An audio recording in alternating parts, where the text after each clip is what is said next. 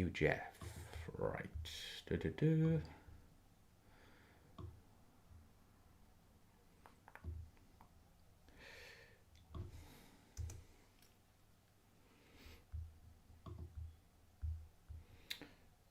Okay, we're live here.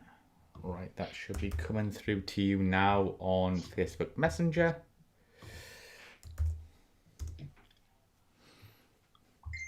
Let me know if you see that. Clicked and done. Right, okay. All right, let me get it out to myself so I can get it on social media. Du-du-du. Du-du. There we go. Right, there we go.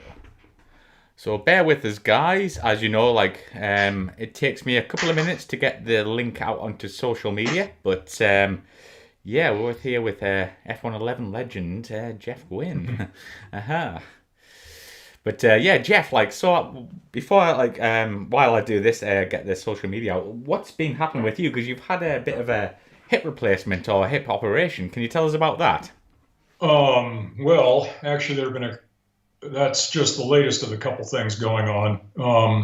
The first one is in the middle of April, I became chronologically unemployable. So, for those who don't know, the mandatory the regulated age for airline pilots is 65. So I just turned 65 middle of April, and with that, they tossed me out into the knacker's yard.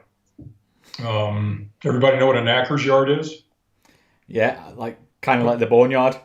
Well, it's the Brits among you would know pretty Yeah, well. knackered. Yeah, you're knackered. The Yeah, knacker's yard is a place where they put old horses just before they turn them into glue. yeah. So I got pitched into the knacker's yard in the middle of April, and then about 3 weeks ago, I guess I'd been in denial for a few years, but I had some arthritis in my right hip, and my wife finally forced me to a doc, and they decided a hip replacement was the thing for me. And as it turns out, it was almost a cast aside your crutches miracle. On the 28th of July, I went into the hospital at 6:30 in the morning. I went into surgery at 10, done at 11. I was able to move about with a walker at 3 and discharged at 5 that afternoon. And what they did to me was put a 6-inch slice in my leg all the way down to my hip. Ouch. To the right of my groin. And they pulled the muscles and the tendons apart, yanked the ball out of the socket, flexed my leg, shoved the femur up through the hole, cut off the ball, jammed a titanium fixture in there with a new ball on it. And in the meantime, they were using, I don't know, a Dremel moto tool or something with a hemispherical fitting on it to make a space for the new socket. And popped it back in, sewed me up, Bob's your uncle, and now I'm kind of walking around almost like normal. And so that's the big picture stuff of what I've been doing the last couple of months. And while the questions come in, so get them coming in, guys. I'm guessing you know who Jeff is. He flew the F-111, but I also saw, I think, a video on your Facebook page of you in a car, what did you call it again? I can't remember. You were starting up the engine.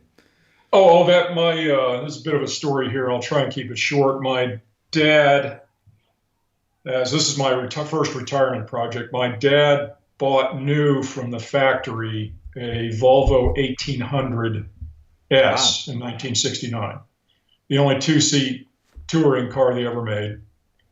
And my much younger sister grew up in the car and learned how to drive in it. Well, he's getting on in age, and he's given the car to her because she really wants it. Hasn't been driven in 7 years, and it needs many, many hours of disassembling things and putting it back together before it's really drivable. So my first task was to get the engine started. Now I'm involved in, dismantling the car, putting it back together. For those of you who live in England, this is something you won't be able to understand, but It spent all its life in Southern California. 51-year-old car, not a speck of rust. Wow. Anywhere. Anywhere. That's So incredible. Anyway, for whatever that's worth, let me let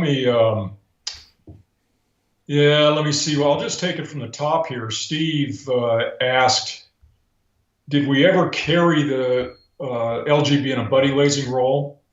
And we did, but during fighter weapons school. It wasn't really an operationally useful tactic. You would have had to have infiltrated special ops forces into a position where they could put a laser on the target. And given that the F-111F already had paved tack, completely self-contained, and their nav was so much better than ours because we had analog, much older nav systems. And so, yeah, we did it a couple times, but it never really amounted to much. Envy, you lost your job yesterday? God, I'm really sorry to hear that. That's different than my losing the job comes with pension and Social Security, but it was really a big change, going from having a regular schedule and working to just suddenly having days of, well, now what? Which is why I'm glad I have that car to work on. Let me see. Yes, I did practice low level over Germany. That's Steve asking again. One of my more memorable moments came, well, I have a couple memorable moments, but one of them was getting lost with a Turkish Air Force Chief of Staff in my left seat, momentarily, of course. Another one was getting hit by lightning, closest I ever came to getting punched out of an airplane.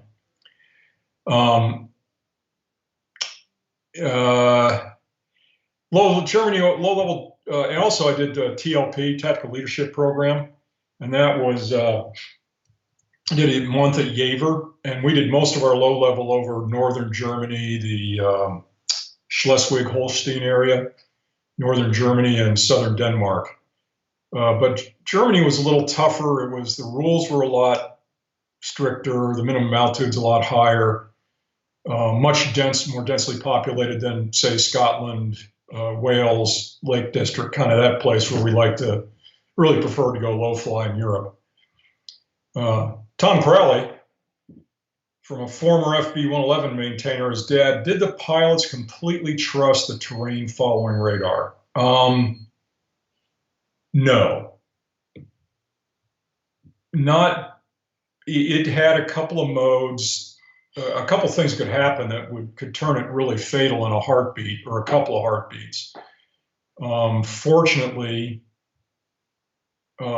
almost the system had enough redundancy built in and different inputs that it almost always caught when it was going to do something stupid.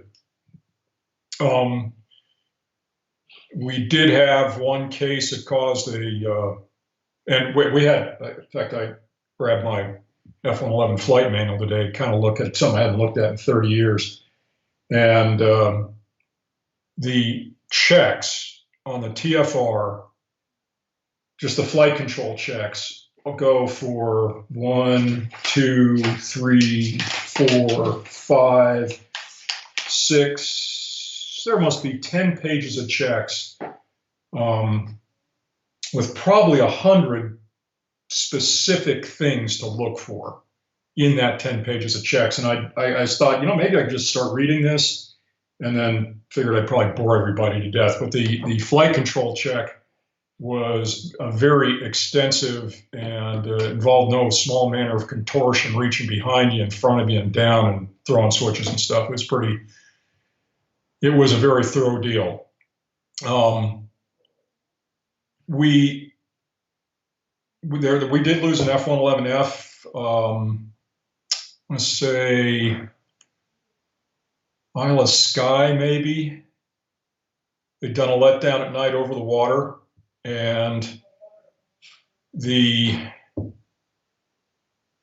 don't remember the details exactly, but there were two different radar transmitters. The airplane would use only one, but would compare outputs from both from the transmitter receivers for the TFR.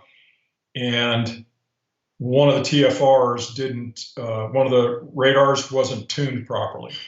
They didn't come from the factory preset. It was part of a maintenance procedure that didn't get done. And the airplane never went out of low altitude radar override mode. And they couldn't tell it needed to because the E-scope display they were looking at was blank. So they thought when you're over the ocean, the radar from the TFR hits the water and bounces and keeps on going. So in that situation, the airplane starts commanding off the radar altimeter, which looks just below it. And then as terrain comes into a certain range, it's supposed to switch from the LoRa mode to the TFR mode. And they didn't see it was supposed to happen. And it was because the two different units weren't tuned properly. They just flew right on the side of a mountain. Never knew it hit them. Freckle Puny asked, I've seen a lot of pictures from the Mach loop in Wales. They're the neatest darn thing. When I was flying the airplane up through the early 90s, digital cameras weren't something anybody dreamed of. So the quality and the quantity of pictures, I've seen stuff there there are some guys who really know what they're doing. I wish I could remember some names, but I've seen pictures of that are just absolutely jaw-dropping. I do have a picture that somebody took from the Mach loop. Wasn't of me, but it was an F-111 that I grabbed I bought it at I think a retirement ceremony for the F-111 down at Fort Worth, and then threw a squadron patch on top of it using Photoshop, and that's one of the pictures I have. But yeah, the Mach loop in Wales was pretty outstanding, and there were some guys who knew back in the day, because the photography wasn't such a because the equipment and the film and everything was just so much more difficult. There really guys would, what would happen, and what happened with that picture is they knew somebody in the squadron who was on vacation or on leave, happened to be in Wales, and said, "Hey, you go to this mountain here," which is right where they take pictures now. And if the weather's any good, we'll go past it at TOT. Nothing like what it is now, because it's just like it's pretty much a huge traffic area. So yeah, we did a lot of flying in Wales because that was one of the places where we could do the most. And then RAF Valley was just up on the north side of northwest corner of Wales. We could do approaches up there. And I want to say Brodie, maybe, down in the southeast. But anyway, it was a great place to fly there and not get in trouble. Swain01 asks, if I ever did a dump and burn. Well, I actually, yes, I did a couple times. I got in trouble for it once. We were on exercise with the Norwegian Air Force up in, I can't tell you, it was called Buzzer Fun. I can't remember where the heck it was, about a week-long exercise. And then on our way back, we're out over the North Sea, just getting ready to leave and turn west towards England. And some Norwegian, I want to say they were F-5s, pulled up on the right wing. And we were in a pair of, I was leading the second two of a four-ship, and about 3 or 4 or 5 miles between us and Lee, who was my flight commander at the time. I was just a lieutenant. And these F-5s show up on the wing, and I go, "Hey, I have an idea." And then I dumped. And the dump itself, we had the ability to dump fuel because we carried so much it was possible to have an emergency right after takeoff where you lost an engine. Well, the first thing you wanted was not to be carrying around more weight than you needed to. And the second one was you didn't want to land the airplane overweight because, you didn't want, anyway, they had landing weight limits and you want to get rid of the excess fuel if you could. So dumping, all it did was you lifted a guarded switch on the fuel control panel and pushed it forward, and the airplane started dumping. And if you want to do the dump and burn, then the next thing you did was just push the airplane into full afterburner, because the dump mast was situated directly between the engines, and the burner plume flame went well beyond the back of the engines.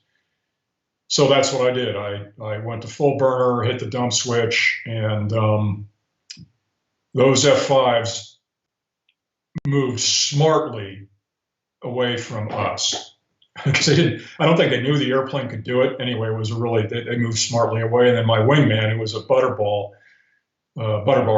he jumped on the radio and said, "Whoa, lead, that's great." And yeah, so we get back to, of course, my flight commander heard this, and then I'm doing the rug dance in his office, explaining to him it looked so great and what the heck I was thinking I was doing when I did that. I think it was more a pro forma dressing down than, I don't think he was actually mad, but I did get in a little trouble for that.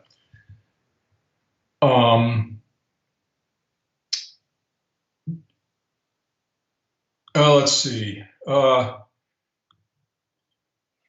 Wombology asks, since Mao Zedong started, that's what I call COVID-19, Mao Zedong, have you been trying civilian flight sims? I haven't really tried any civilian flight sims at all. I mean, other than the real simulators that we had at FedEx, or that FedEx still has, that I used to do recurrent training on. But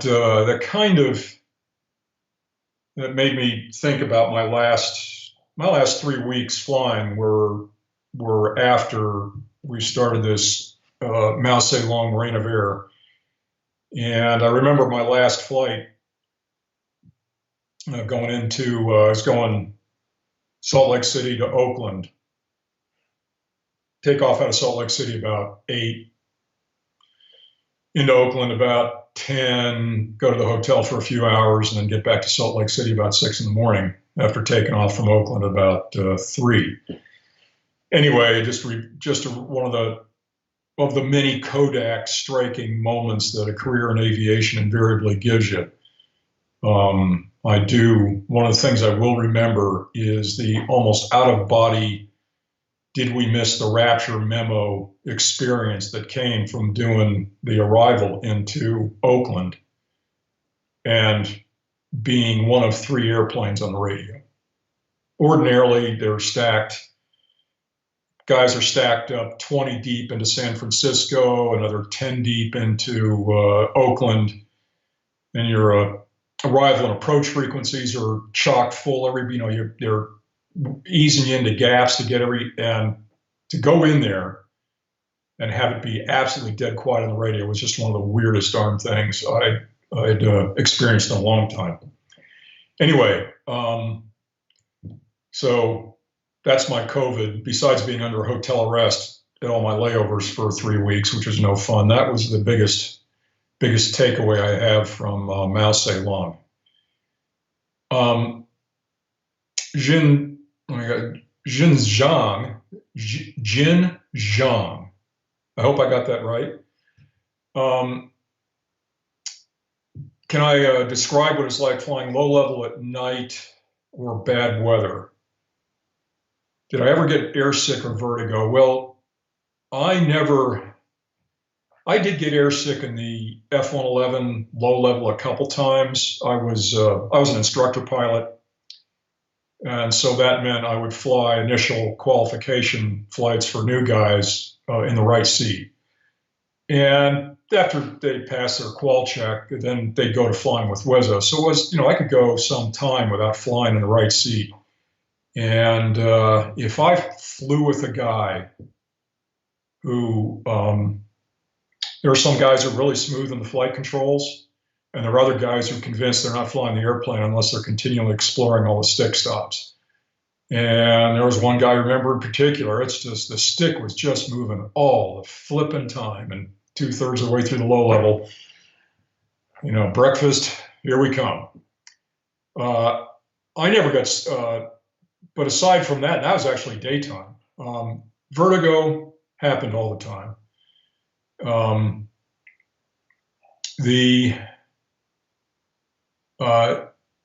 most of the time at night in low level, the weather wouldn't be so bad that you wouldn't get ground lights, and because you're low enough, you even poor weather, you're often, you can see the ground and night and lights. So I didn't get vertigo too much, but I know of Wizzos that have had bad experiences with TFRs having to fly up, and then the aircraft commander getting disoriented, and then the Wizzo recovering the airplane from being upside down. Never happened to me. Where I did get vertigo, and sometimes quite badly, was on the tanker. So we'd often do sport tanking when we were when I was in England at night, and you'd just show up. They'd have tankers in a track. You'd show up, see if they had room to come in and get some gas. And if it was a night where you were between an undercast deck and an overcast deck, it was absolutely dark. And there were plenty of times where I was convinced, I'd be on the boom, and I was convinced the airplane was going straight down in a barrel roll. And because you can't look at the flight instruments. You're looking at the bottom of the tanker, and for the director lights will give you left, right, or forward, back. Yeah, they give you fore, aft, and up, down guidance. But you can't tell. You can't look at your own attitude indicator to see what your attitude is. What your attitude is what the tanker's attitude is. And so quite frequently, I would get vertigo and be convinced I was going straight down, big barrel roll, and it was a challenge to completely disregard that, to just that thing that my brain's telling me not happening. On the tanker, and I hope I'm not letting this answer get on too long. You're up at 29,000 feet. If it got out of hand, I just hit the disconnect button, go idle in boards, and do a breakaway maneuver. And I had 29,000 feet to figure it out. Where I really learned, it's getting off topic a little bit, where I really learned an appreciation for that was I got a chance to spend a couple days in the USS Stennis with VT-22 doing carrier quals. And so I got slung in the back seat like a bag of sand, and got to do some launches, some catapult launches, and some traps. And the first trap I went through, the first landing, I thought, I can do this. I mean, shoot, it's really just a matter of flying good formation. You get the airplane trimmed up, get it on speed, and just fly formation with the ball until you hit the deck. And then I remembered that we were off Jacksonville, 90 miles off Jacksonville, completely clear day, calm seas. And under those conditions, it's easy. And I remember having vertigo at night on the tanker, and the difference being you could be out doing blue water ops under an overcast, completely dark, and maybe even the tanker, even the carrier has probably got its lights out. And the only thing you have to look at is the ball. And if you get vertigo, you're getting vertigo 300 feet off the water. And I just learned a whole huge different higher level of respect for the guys that do carrier ops just from imagining what that had to be like. Let's see.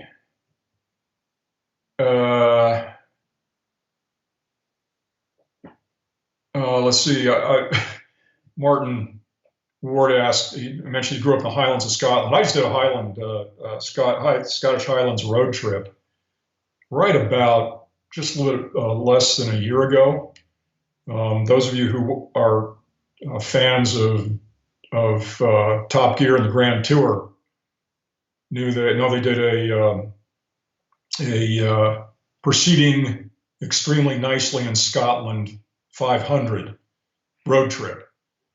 Anyway, I had a chance to spend a week up in the Scottish Highlands in, I want to say late September a year ago, and we recapped that trip. So it just brought back all kinds of memories of seeing from the ground what I'd done from the air. And we love flying up in Scotland because we really didn't have to worry too much about annoying people. The rules, we could go down to 250 feet. 250 feet. And the only, and there were a couple of ranges up there.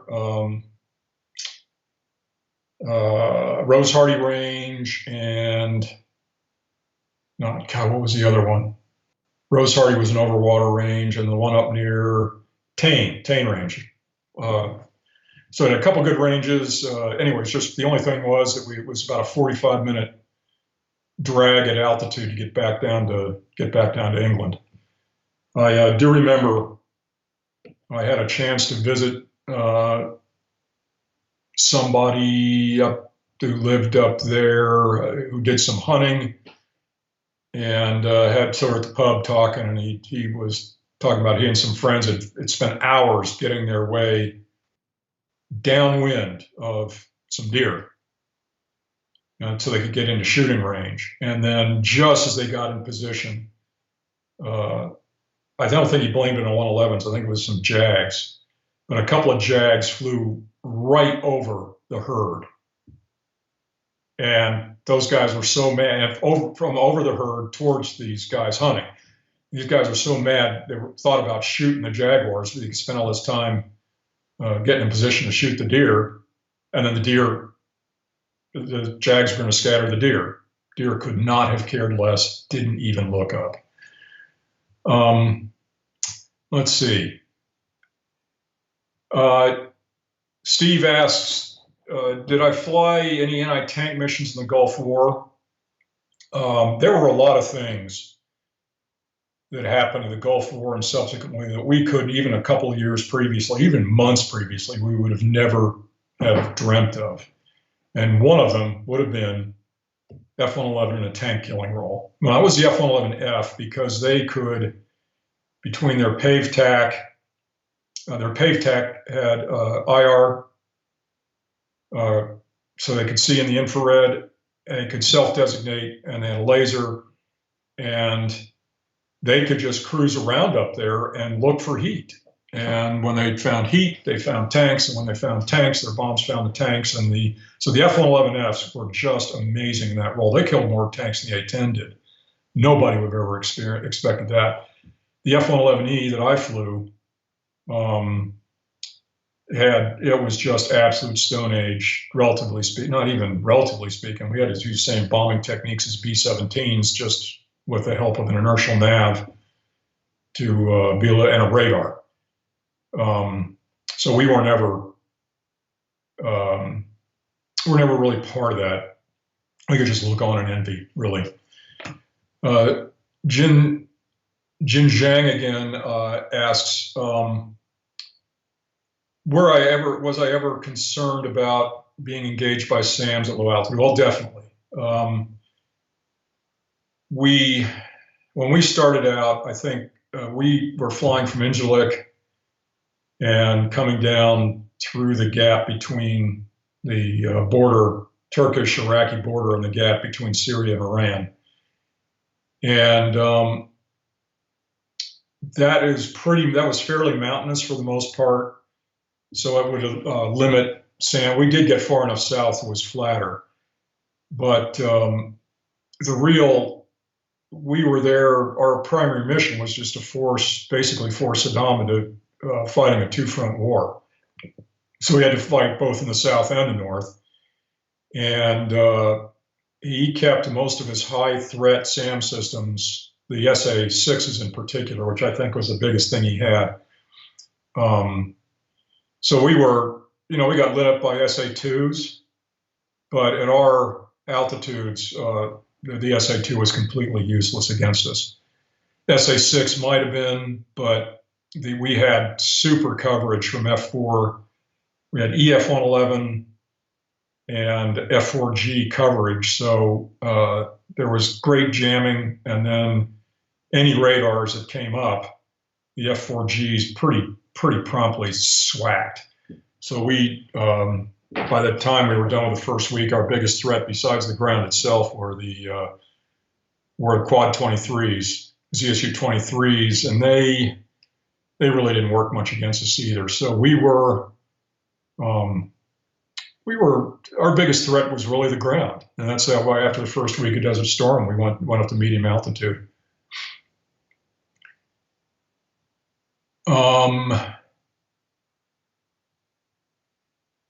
Okay.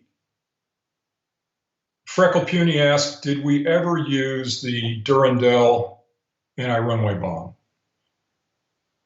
I'm not aware of the JP-233. It may just be the Durandal itself. I am fairly aware of the Durandal. It was in the inventory when I went to fighter weapons school, so we had to get spun up on it, and I did not like it. I thought it was a pretty, the weapon was so constrained in its employment envelope. I think you had to be like 300 feet plus or minus, like no feet, because the way the weapon worked is it got, there was, I'm going way back in memory here, and I'm trying to talk and think at the same time. So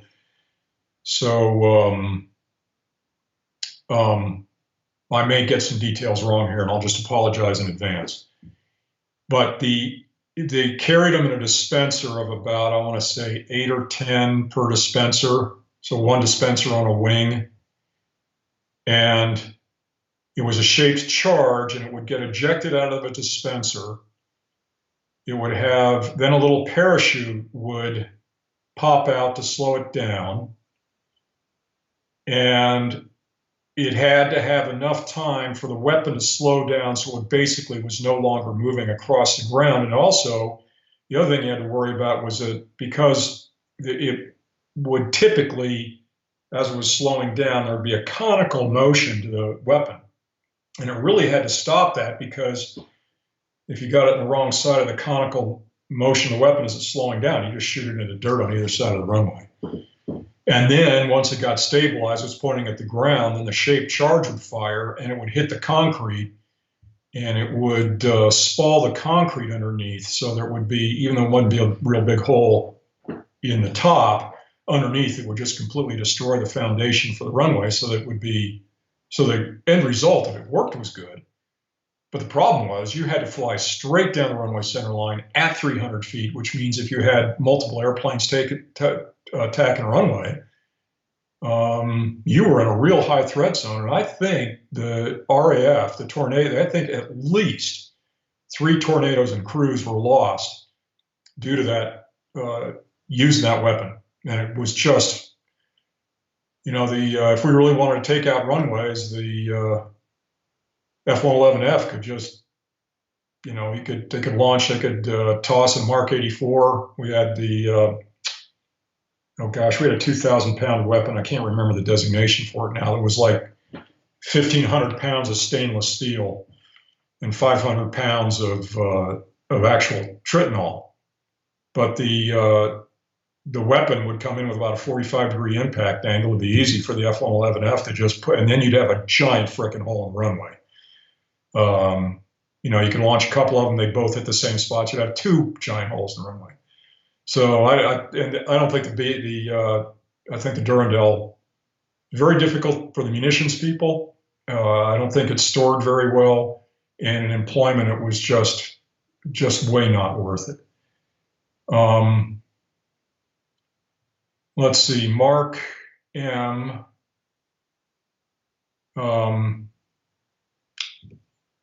Could an F-15 catch a 111? No, not at low altitude. And we could just go faster. That's all there was to it. We had a higher speed limit on the airplane, and it was just too fast. Now the downside of that is, and the caveat to that is, at some point it really doesn't matter. And this is how much things have changed between then and now. Back in the day when I was flying the airplane up until the F-15, the only way anybody could shoot a 111 was visually. You had to get within even a a heater, an IR missile, really didn't have, was pretty limited down there because during the day there was so much, the IR sensors just didn't have the discrimination to discriminate between a hot ground and the engine. And you may think, well, there's, the ground's not nearly as hot as the engine, but if you, I'm going to try not to get too much detail. A blue sky is very cold to an infrared sensor. And ground is a whole lot of not cold, and a jet engine in the middle of that, a whole lot of not cold, is really kind of a point source that it tends to swamp. All the rest of the ground tends to swamp the seeker. And so they really, until the AIM-9 Lima came along and the F-15, it was just, they couldn't touch us at night. And during the day, they couldn't, none of their weapons were really effective against us. Ultimately, it was, guns were the only thing you had. You try and get, close to a gunshot 111, forget about that. That just wasn't going to happen. When the F-15 came along with pulse Doppler radar, they could pick us out against ground clutter. They had, I guess, the AIM-7. No, not the AIM-7, maybe. Had a good radar missile. And then we were starting to run out of places we could be. Certainly against our own, against the Soviet threat, we were still good, but against our own airplanes, we were starting to run it. Low level just wasn't the place to be anymore. And at night, which we discovered during Desert Storm, yeah, you can go really fast, but you're putting a giant burner plume out the back of the airplane. If you go anything, stage one afterburner would contain the AB plume within the engine can. So we could go to stage one and get up to about 660 knots. Anything past that, you could just see the tracers start aiming at you because they could then see it because the desert air was really clear. And we kind of spoiled ourselves doing fun stuff at Red Flag that really wasn't relevant to how we employed the airplane.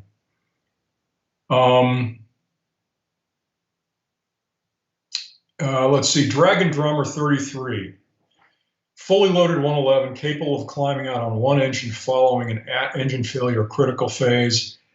I'm going to go, well, it depends on what you think of fully loaded.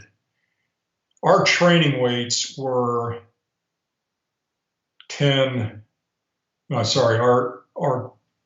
basically our empty fuel weight, zero fuel weight in the airplane was about zero fuel, zero payload. It was about 50,000 pounds. And with Jet A on board, we'd filled up wings and internals would be up to about 80,000 pounds. Now, I'm sure you've seen pictures of the 111 with 24 Mark 82s on board. Well, I'm here to tell you that airplane probably had a maximum altitude of about 12,000 feet. I've never flew with a load like that. Purely a PR kind of deal because lots of drag, and there were 12,000 pounds of ordnance on the airplane. And so it actually, with the racks on board, you probably up to 15,000 pounds. So our maximum, I think our max takeoff weight was 100,000, I think. Going back to my very distant memory of limitations. And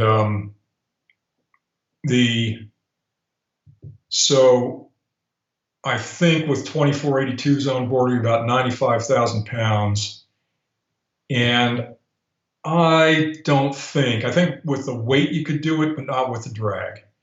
And so if you had an complete engine failure, and I'm talking an engine failure, if an engine shelled itself out and it stopped turning, that would be drag on that side.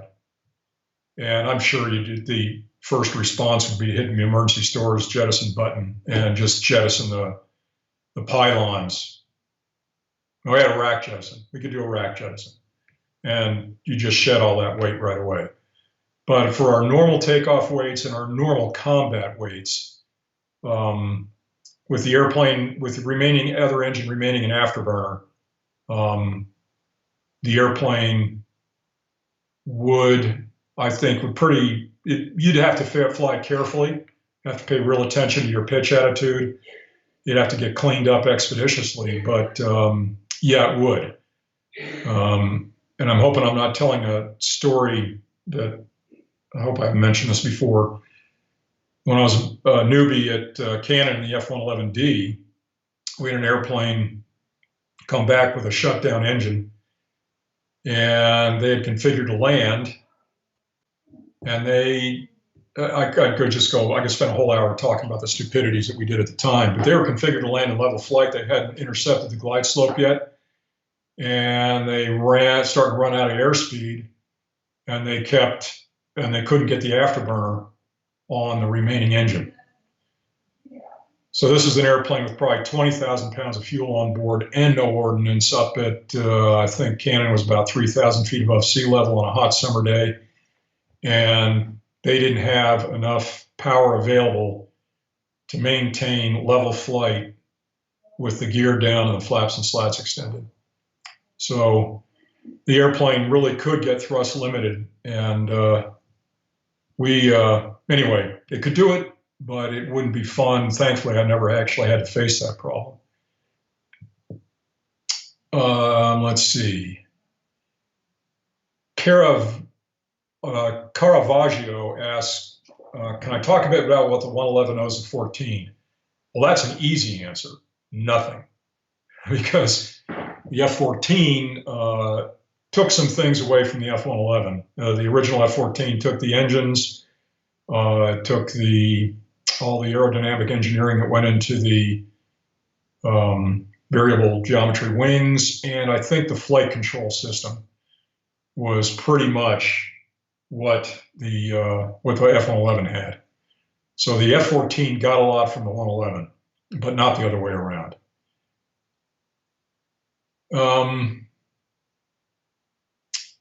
Zigzag Ground Zero War Department. Now there's a hell of a name. What was my worst low level? We mean non-combat. I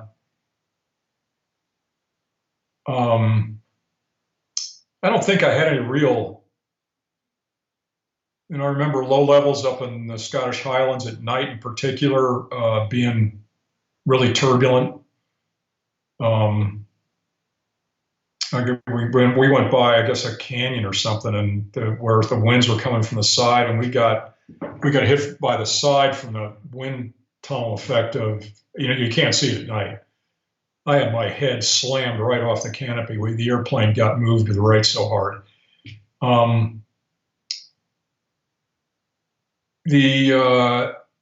What was the ride like? That's something that's probably worth talking about, but a little bit hard to describe. The ride quality in the F-111, you could choose between soft, medium, and hard. Soft would take, I want to say, a half G pull to clear the terrain by the set clearance plane. Medium was 1.25, and I think hard might have been up to 4 Gs.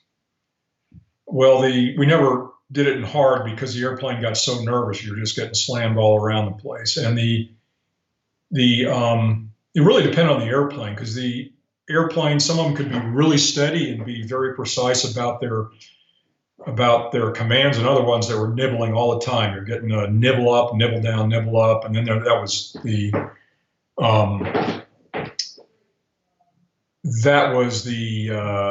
just came along with the territory.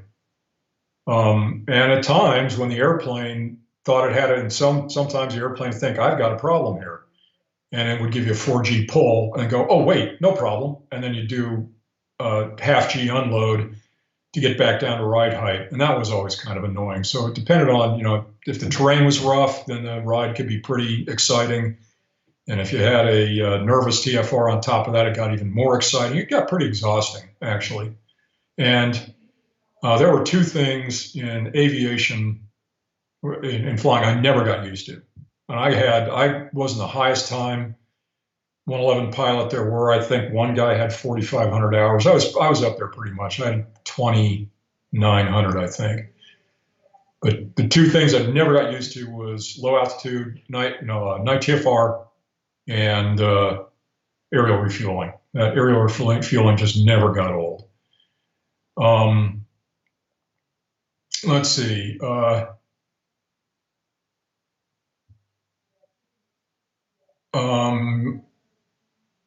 Oh God, I cannot. Balaj Molinaire. Sorry if I know I just mangled the heck out of that name. Those diacriticals on the top of valves, I have no idea what they do to things.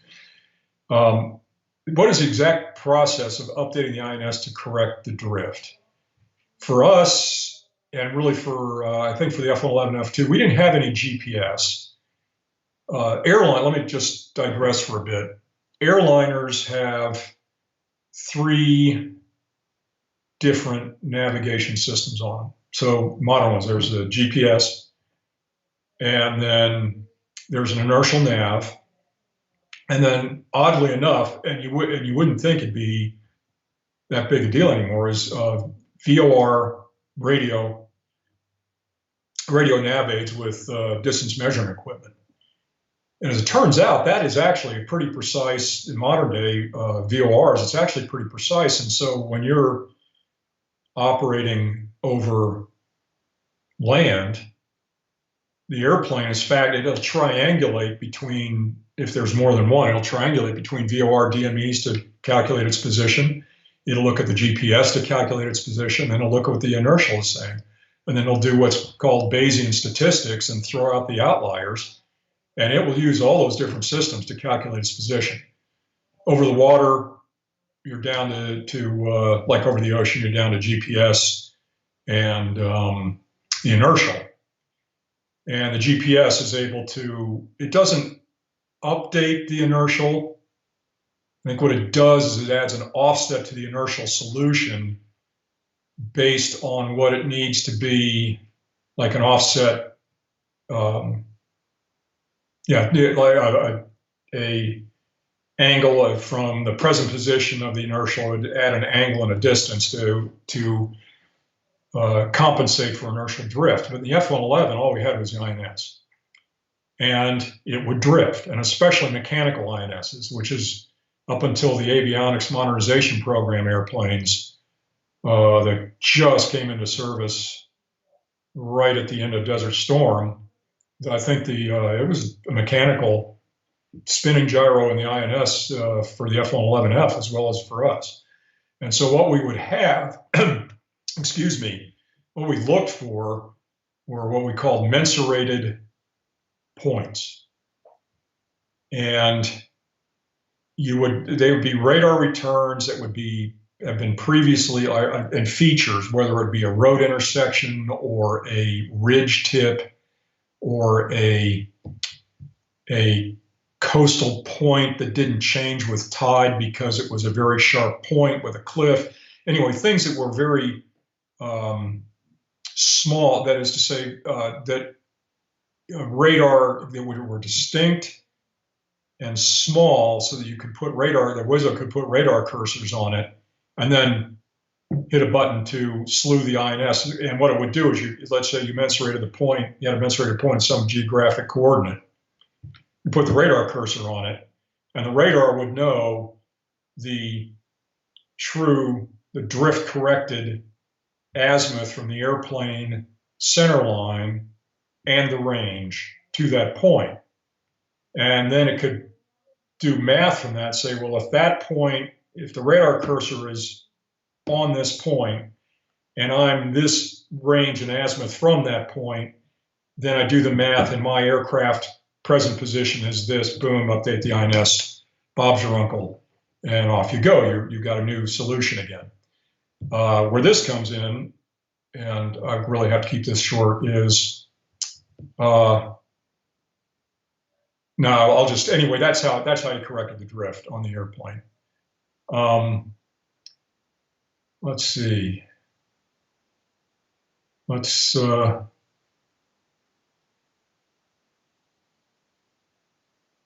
What Chuck Meister asks, what would I consider the equivalent of any country today would be similar to what a 111 was? Well, it'd probably be the F-15E. I think we're finding that the F-15, when we gave up the low level, this is a little bit complex. I've got to formulate my thoughts here a second. When we went low observable, so F-117, F-22, F-35, B-2, now you're forcing yourself into an environment that kind of limits you, because an F-22 may not be, or an F-35 may be very difficult to detect on radar, but you can see it during the day. And so these airplanes, even though they became very relatively immune to radar, now they're suddenly limiting themselves to environment. Now we're almost, instead of now the daytime is a high threat environment for them. And so the F-15E really becomes, opens us up again, because it is fast enough and can operate low enough that now we can still operate during the daytime. Let's see, I went past a question here before.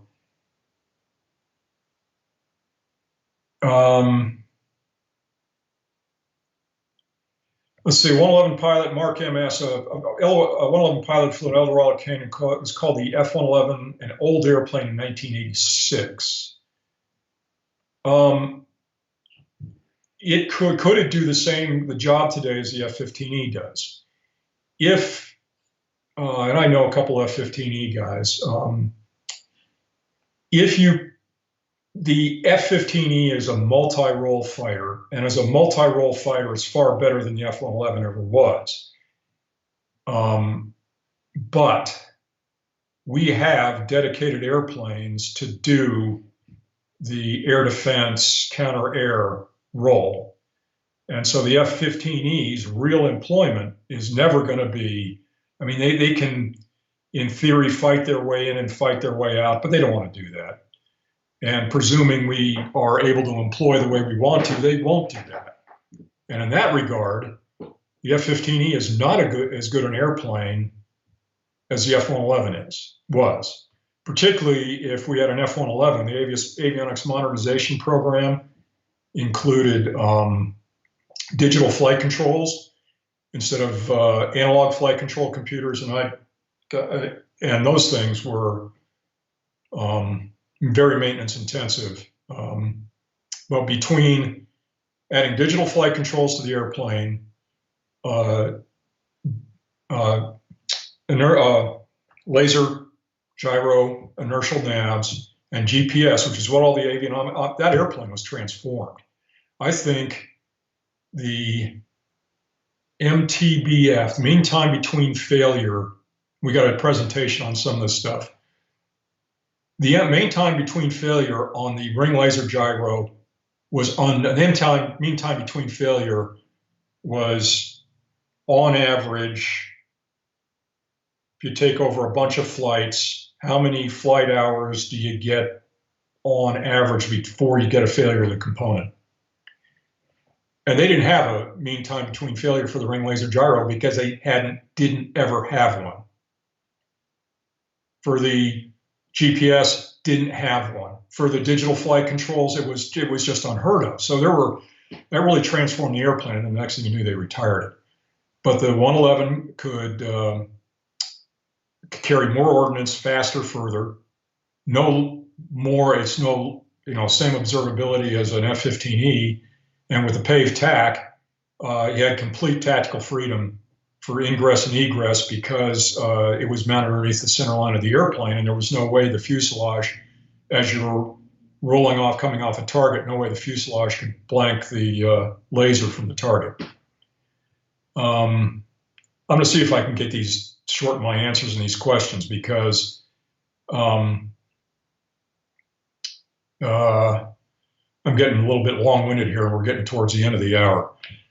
Mark M mentions his nephew flew an F-16. I never got a chance to fly an F-16. I had a chance when I was fighter weapons school, but the battery died. It was the only two-seater they had in the ramp down at Nellis, so I got punted. And he flies MD-11. I flew the MD-11 too when I was at his first airplane. I flew at FedEx. That airplane, airliners are kind of just tubes with wings, but that airplane was probably the coolest airline I've ever flew. Definitely could be a handful if you let it get away with things on you. Let's see. Fazul, can I confirm or deny the F-111 was capable of Mach 3? I know that it was. We had an F-111D and a functional check flight that it had more thrust. The F-111A and E, the A didn't have as much thrust as the E. The A had a narrower airframe because the intakes were different. So the airframe was a little bit slipperier, but it really was at altitude. It was about 2.5, and that was really a thrust limit. That was just all the faster you get up. But the D model had more thrust, and I heard some guys violated Mexican airspace out of Cannon on a functional check flight, and they got going a little fast. Their turn radius took them into Mexican airspace, and the scuttlebutt was they were doing Mach 3 when it happened. Let's see. Paulie Bassman asked, seen 111 equipped with rester hooks. Have you ever been an operator deployed from a carrier? Yes, they have. The F-111B did, when it was in test with the Navy, and it did get launched and recovered on carriers. And from what I understand, the airplane's carrier performance that is in terms of fuel and payload it could launch and recover with, because that's a big deal on carriers, is if they have to dump fuel or ditch ordnance to recover the airplane, and because they have to keep the airplanes filled up, and there's all kinds of stuff I learned, and I'm not going to take much time, but jettisoning stuff is a big deal in the Navy because they have to resupply the carriers. And so the F-111B actually had better, it launched with more fuel, didn't need as much tanking. Its performance was better than the F-4, and it could recover with more. The problem is that the Navy just didn't want it. I did do a hook. I had a high-speed abort once. I did use the hook once, and we did have certain procedures. We had hydraulic failures that would limit our anti-skid braking, and we'd have to recover with a hook. And I'd see Mike is getting ready here to tell me that we're getting close to the end of the hour. We are indeed, Jeff. But if you want to pick one more question, and then we'll wrap up this Q&A, which has been brilliant. But you pick one, and then we'll wrap up, Jeff. Oh, geez. Carl Reeder asked, did the TF-30? I flew the airplane. I flew. Let's see. The F-111A was TF-30P3, A and E. The D was a TF-30P10, and the F-111F was the P100. The P100 was the engine we all should have had because it had epic amounts. It was 30,000 pounds side, full afterburner, and I think on the A and E we were 23,000 pounds a side, so they had 14,000 pounds more thrust. And at low fuel weights, they were actually better than 1-to-1. But the early TF-30s, and it was true in the F-14, were just, God, that compressor stalled. If you had the airplane loaded up in roll or in pitch, and you went to afterburner, you stood probably a 10 or 15% chance of having a burner blowout, which you could typically recover just by pulling it back to min-AB and cycling it back into burner. Had that happen all the time. But I had a couple times where when I was a brand new lieutenant on the tanker, I needed a little bit of AB, and because we're up at altitude, just needed to stroke a little bit of min-AB to get up on to to get in position. Kaboom! And pew! Engine rolls right on back to idle. And now we're coming back down because there's no way a 111 at 29,000 feet is going to stay up there on one engine. I had another one when I was at Cannon and that one I recovered from going back to idle. That typically recovered. Another time, got a big kabang, and that one didn't recover. I had to shut down the engine and restart it. I remember one at night and that was, I went to Min-AB for a count of reasons. Maybe because they wanted me to, because that engine was a problem child. I said, hey, while you're up there, go to Min-AB. I mean, that bang was so freaking loud, lit up the sky, compressor stalled both sides. I mean, big flames out front and back. That was one of those things, you go thump. Things that go thump in the night, they're just never good, never good. And the early F-14s had the same issue. They were more of a maneuvering airplane than we were. And they couldn't wait to get rid of the F-14As. I think they upgraded them to Ds, F-14Ds, and re-engined the airplanes. And they may have used the TF-30 P-100 the F-111F did, but I really can't remember. And so on that bombshell, I guess we're coming up on the end of the hour. We are, but I'm going to ask, I'm going to be like a bit greedy here and ask one question for you, Jeff. So, when you were, like flying with FedEx and stuff like that, so you were sitting inside, a first officer. Did you ever think, like, how cool it was, like, to talk about, like, your time as an F-111 pilot when these guys maybe, have just, like, worked their way up, like, just on the, like, the civilian side? It was something I had to be really careful about. When I first got hired in the airlines, it was back in 2000, probably about 65, depending on the airline. I think FedEx was 75% military. Northwest, where I got hired, was 45%. So they had different takes on what their crew force want to look like. But you really kind of ran into, there's a Brit term for it. A bit over the top. You just didn't want to come over being a bit over the top. Yeah. And so if you're flying with a civilian guy, we always did the grip and grin of, what'd you do before here? And that's where I mentioned I was in the Air Force, and then I'd let them ask, what'd you fly? And I think because it was just such a different world. And if you just started off telling stories, you really ran the risk of being over the top,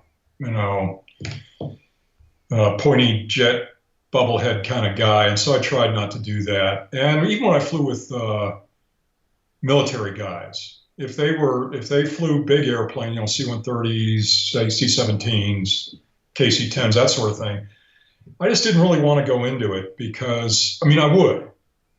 But if they asked, then I would start telling the stories. But I know that, when I pulled up on the wing of the tanker, I knew that there were guys sitting at that tanker looking at me going, man, I'll bet it'd be cool, really, really cool to fly one of those. Yeah.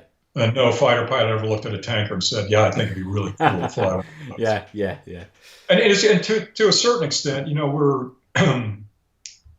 we can't get stuck on ourselves too much. I know I'm a product of a vast amount of epic good fortune. And there's nothing saying that our roles couldn't have been reversed. It's nothing special about me that put me in that airplane more than just, epic amounts of luck. And so anyway, there's no like arrogance and as a captain, if you went from the Air Force, like flying the F-111 or an F-15. Well, that was right seat. That was the problem. Is that there were guys, and I think the F-15 guys were kind of famous, right, for being arrogant. Right. I heard that a lot from first officers about arrogant F-15 guys. In fact, I've heard it from captains when I was first officer about arrogant F-15 FOs. But the problem was you could get perceived as arrogant even if you weren't. Right. Yeah. Of course. Yeah. And so the only time I really could let, kind of let my hair down and is if I was flying with another guy. If I was flying with a F-15, F-16, F-22 guy, we could all tell our stories. Of course, yeah. I can tell the stories, and I can tell my stories because you wouldn't have to worry about coming across as being, super wonderful for all these great and cool things that I got a chance to do. So you had to be in the airline business. You had to be a little bit far more sensitive to interpersonal relations than somebody who's as far out in the autistic spectrum as I am. Yeah. Well, Jeff, I'm actually. You have to write a book. Honestly, although you have the time at the moment, you have to write a book because I've had so many people messaging me saying, "When's Jeff going to write a book?" So you have to do it, mate. Well, I really appreciate the compliments. Oh, I know what I wanted to do. Darn it, I keep forgetting. Please give me 2 more minutes. And people look. I'm gonna look. I didn't know really. I'm not good at social media. I really didn't think about comments in YouTube. There are comments there. Did you know that? I didn't. And it wasn't until maybe 6 or 8 months ago I started looking through the comments. And at first I was a little bit reluctant because, don't ask a question if you don't want to know the answer. Yeah. But there were some guys there. Somebody mentioned that there's a group of guys who meet at a donut shop in Boise. Oh, yes. 219 North 8th Street. And all I got is they meet at 0900.